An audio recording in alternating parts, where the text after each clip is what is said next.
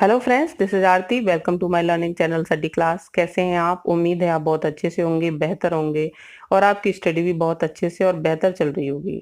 दोस्तों, नोटिफिकेशन आ रहे हैं, आप अपनी स्टडी में लगे रहें, जुटे रहें और मेरे साथ जुड़े रहें। दिसंबर में एग्ज़ाम होने की संभावना है और लग रहा है कि दिसंबर में एग्ज़ाम हो ही जाएगा, तो आप अपनी स्टडी को कंटिन्यू रखें। यदि आपने हमारे पिछले वीडियो नहीं देखे हैं तो आप उनको अवश्य देखें, जरूर देखें। हो सकता है कि आपकी एग्जाम के लिए वो आपके सहायक बन सकते हैं। तो आज हम डिस्कस करेंगे एनसीएफ 2005 पे। तो आइए स्टार्ट करते हैं, देखते हैं राष्ट्रीय परिचर्चा की रूपरेखा 2005। आइए देख लेते हैं क्या है एनसीएफ 2005। दो लाइनों में समझने की कोशिश करेंगे। शिक्षा को रट्टा मारने से मुक्त करना, शिक्षा को वास्तविक जीवन से जोड़ना तथा शिक्षा को सर्वांगीण विकास के लिए प्रयोग करना ही एनसीएफ 2005 की आत्मा कहलाती है। कहने का मतलब ये है कि ये तीन चीज हैं जिस पे पूरे एनसीएफ आधारित है। पहला रट्टा मारना, दूसरा वास्तविक जीवन से जोड़ना, तीसरा सर्वांगीण विकास। ये तीन चीजें बहुत अहम हैं, मुख्य तथ्य मान लेते हैं इनको जो एनसीएफ कहता है। मुख्य इन्हीं तीन चीजों पे आधारित है एनसीएफ। देख लेते हैं एनसीएफ का इतिहास क्या कहता है। एनसीएफ का इतिहास, सबसे पहले हम एनसीएफ का इतिहास देखेंगे। अब तक 4 बार एनसीएफ आ चुका है। पहला एनसीएफ आया था 1975 में, दूसरी बार बनाया गया 1988 में और तीसरी बार बनाया गया 2000 में। और ये चौथा एनसीएफ है जिस पे हम डिस्कस कर रहे हैं। ये 2005 में आया था, लेकिन इसकी बैठक गाइस हुई थी 2004 में। इसके बारे में हम डिस्कस कर लेते हैं। एनसीईआरटी की 14 से 19 जुलाई 2004 को एक बैठक हुई जिसमें अध्यक्ष बने डॉक्टर यशपाल सिंह। ये 38 लोगों की समिति थी जिन्होंने एनसीएफ 2005 का प्रारूप पास किया था। एनसीएफ के 5 सिद्धांत हैं जिस पर एनसीएफ आधारित है। तो आइए अब हम इन सिद्धांतों के बारे में एक एक करके समझ लेते हैं। पहला है ज्ञान को असली जिंदगी से जोड़ना। कैसे जोड़ सकते हैं हम अपने ज्ञान को असली जिंदगी से?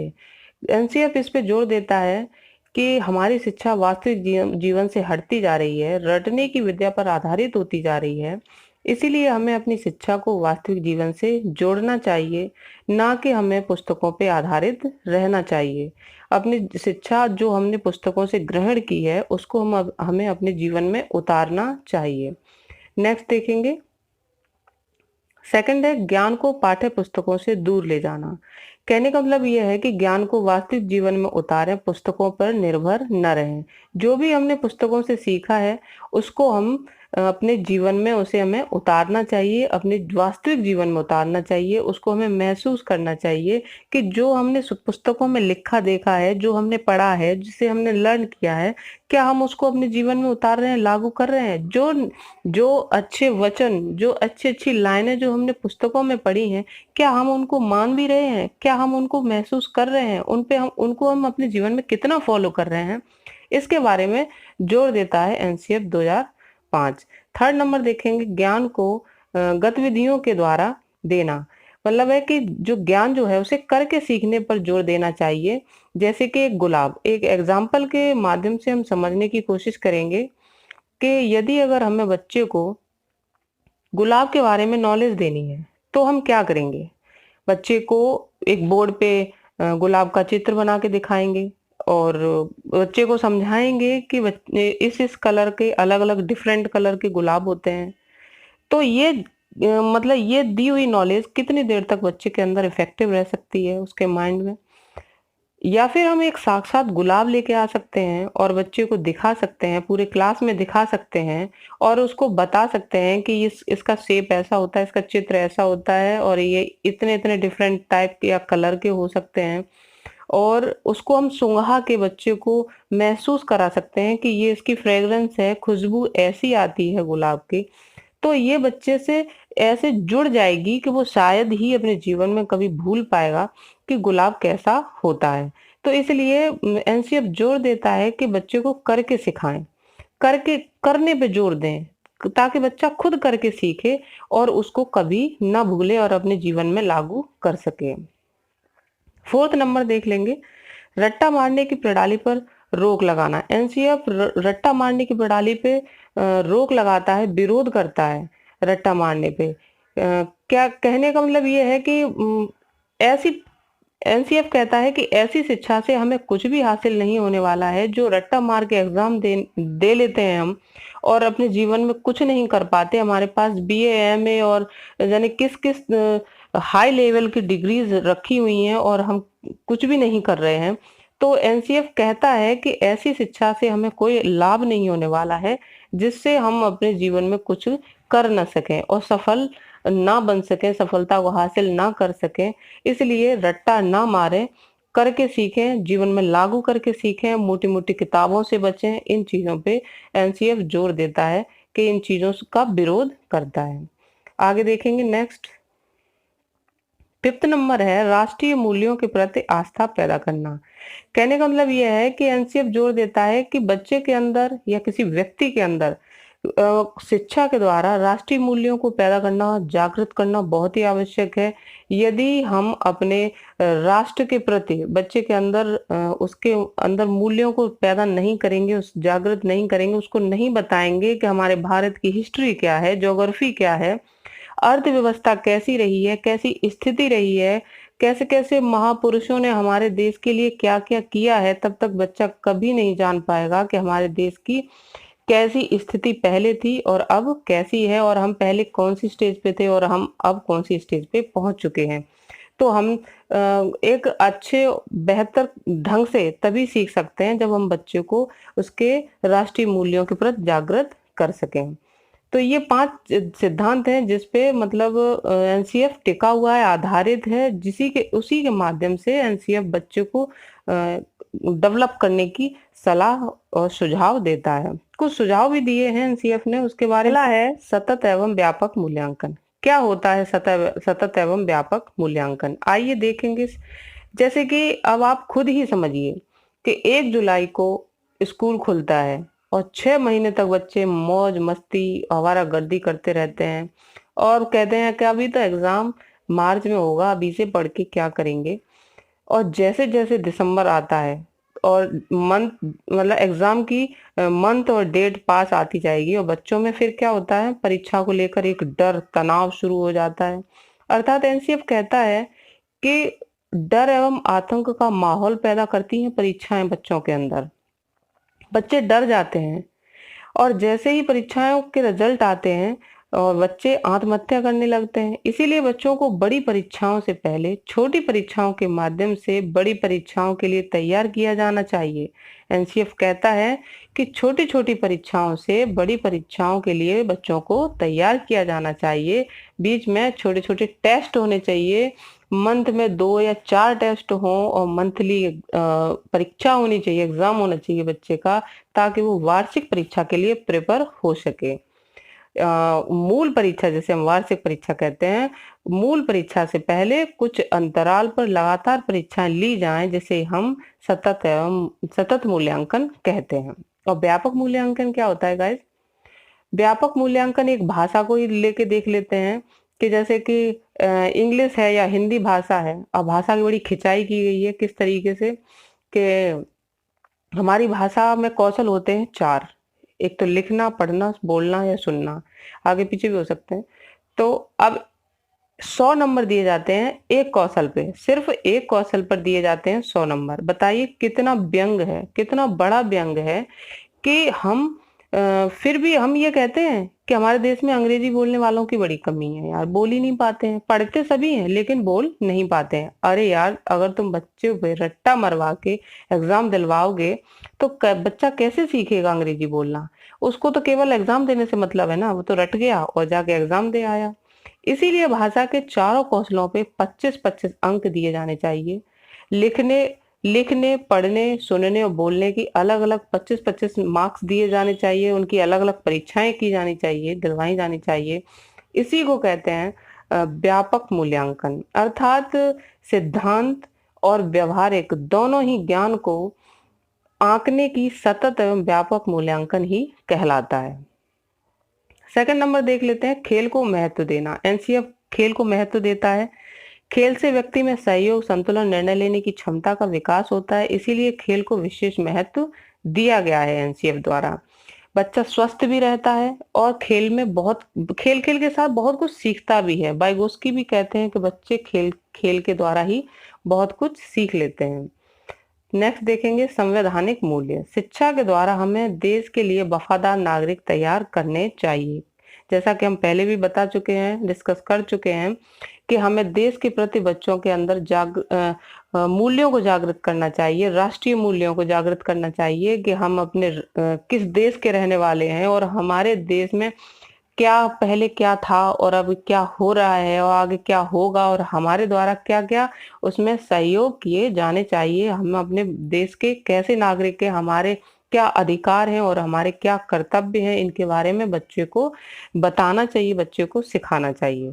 एनसीएफ इस पे जोर देता है। फोर्थ देखेंगे मोटी किताबों की असफलता। एनसीएफ ने मोटी किताबों को शिक्षा की असफलता माना है गाइस। बिल्कुल, मोटी मोटी किताबें बच्चे देख के ही डर जाते हैं कि बाप रे इतनी मोटी किताब, मैं तो कभी नहीं पढ़ पाऊंगा, मैं तो एक साल में भी नहीं पढ़ पाऊंगा। बच्चे के अंदर भय बैठा देते हैं इतनी मोटी मोटी किताबें। इसलिए एनसीएफ विरोध करता है मोटी किताबों का, कि मोटी किताबें बिल्कुल नहीं होनी चाहिए। किताबों पर निर्भर न रहकर बच्चों को वास्तविक जीवन से जोड़ें और मोटी किताबों से दूर रखें। फिफ्थ नंबर देखेंगे मुक्त वातावरण में दबाव रहित शिक्षा। शिक्षा में किसी भी प्रकार का दबाव नहीं होना चाहिए। नेक्स्ट देखेंगे जीवन से जोड़ना। शिक्षा का टारगेट व्यक्ति को सपनों की दुनिया दिखाना नहीं होता है गाइस। शिक्षा को वास्तविक जीवन से जोड़ना चाहिए ताकि व्यक्ति को यह महसूस हो सके कि शिक्षा और जीवन दोनों आपस में जुड़े हुए हैं, एक दूसरे के पूरक हैं, एक दूसरे पे निर्भर हैं। बिना शिक्षा के जीवन में अधूरापन है और जीवन बिना शिक्षा के अधूरा है। जब तक हमारे पास शिक्षा नहीं है, जीवन को जीने में कोई मजा ही नहीं आता है गाइस। नेक्स्ट देखेंगे 7 नंबर देख लेते हैं। 6 महीने में शिक्षक प्रशिक्षण। 6 महीने के अंतराल से शिक्षकों को प्रशिक्षण दिया जाना चाहिए। नई नई तकनीक, नई नई विधियों द्वारा, तरीकों के द्वारा बच्चों को सिखाने का मौका दिया जाना चाहिए ताकि शिक्षक पहले प्रशिक्षण होके आ सकें और बच्चों को सिखा सकें। नेक्स्ट है रोजगार परक शिक्षा। शिक्षा को रोजगार परक बनाया जाए। लाखों लोग बीए, एमए की डिग्री और डिप्लोमा लेके घूम रहे हैं गाइस, कहीं रोजगार नहीं मिल रहा है। इससे अच्छा है कि व्यक्ति को हमें रोजगार परक शिक्षा दी जाए ताकि वो कॉलेज स्कूलों से निकल के और रोजगार कर सकें, अपने 4 पैसे कमा सकें। बीए की डिग्री, एमए की डिग्री, बीएड की डिग्री लेके बच्चे ऐसे घूम रहे हैं, लाखों की संख्या में एग्जाम होते हैं और फॉर्म डाले जाते हैं, लेकिन जॉब कितनों को मिलती है ये तो बहुत ही मतलब है कि बहुत माइनस में ही चला जाता है। कितना परसेंट निकल के आता है कि इतनी वैकेंसी निकली थी और इतनी फिल हुई है केवल। जैसा कि आप लोग देख ही रहे हैं, समझते ही हैं इस बारे में। तो एनसीएफ इस पे जोर देता है कि शिक्षा कैसी होनी चाहिए, रोजगार परक होनी चाहिए। नेक्स्ट देख लेते हैं बच्चे की क्षमता के अनुरूप शिक्षा। शिक्षा बच्चे की क्षमता के अनुरूप होनी चाहिए, अर्थात बच्चा जिस विषय में रुचि रखता है उसे उसी विषय को पढ़ाना चाहिए, उस पर बोझ नहीं डालना चाहिए।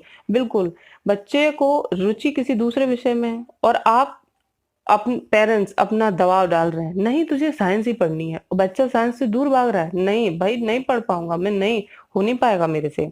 लेकिन नहीं, माँ बाप को अरे डॉक्टर बनाना साइंस ही पढ़ेगा, इंजीनियर बनाना मैथ ही पढ़ेगा, ऐसा नहीं होना चाहिए। बच्चे पे जोर नहीं डालना चाहिए। एनसीएफ इसका विरोध करता है। नेक्स्ट है पाठ है सहगामी क्रियाएं। शिक्षा का उद्देश्य केवल किताबों पर रट्टा मार के अच्छे अंक नहीं लाना नहीं होना चाहिए, बल्कि शिक्षा का उद्देश्य अन्य विषयों जैसे संगीत है, चित्रकला है, नृत्य है, एनसीसी है, एनएसएस है आदि, इनके द्वारा बच्चे को सिखाना चाहिए। कहने का मतलब यह है कि केवल जो रेगुलर जो सब्जेक्ट्स हैं उसके अलावा भी एक्टिविटी बच्चों को करके सीखनी चाहिए। जैसे संगीत है, एक अलग टैलेंट होता है बच्चों के अंदर, बहुत क्रिएटिव होते हैं बच्चे।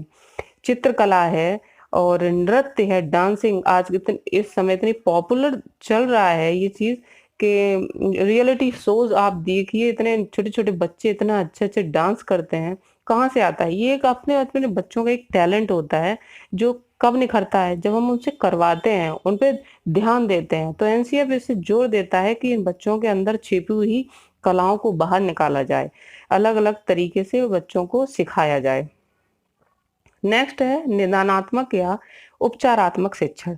बच्चे की कमियों को पहचान कर उसका निदान करना चाहिए या उपचार करना चाहिए। बिल्कुल, जब तक हम बच्चे की कमियों को नहीं जानेंगे, हम मान लीजिए हम एक शिक्षक हैं और हम बच्चे को पढ़ा रहे हैं और हमने अगर उसकी कमी को नहीं पहचाना और हम बराबर पढ़ाते गए तो हमें बच्चे के भी दिमाग में कुछ जाने वाला नहीं होता और हमें लगेगा कि अरे ये बच्चा बेवकूफ है, इसकी समझ कुछ आ नहीं रहा है।